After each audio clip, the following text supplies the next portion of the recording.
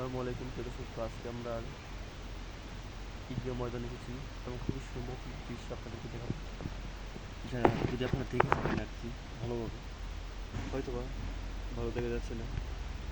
আমরা আছি যদি তার ঈদগাহ ময়দানের পাশে বসে, কি সুন্দর।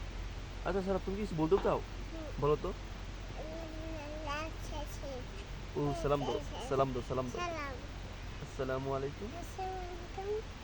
হ্যাঁ, এখন ওরাও ওয়ালাইকুম সালাম। ঠিক আছে। তো এটা আমার ভাগিনা, নাম হচ্ছে সারাপ। আর তাকে আমরা যেটা বলে ডাকি সেটা হচ্ছে সারাপ বাবু। শখ করে বাবুর সাথে ক্লাস বেঁধে এরপর আমরা সারাপ বাবু বলে। তুমি খুবই ভালো। তো প্রিয় দর্শক, কথা হচ্ছে যে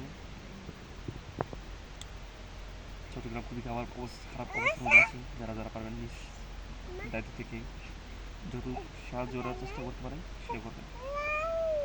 খুবই বেহাল অবস্থা চট্টগ্রাম।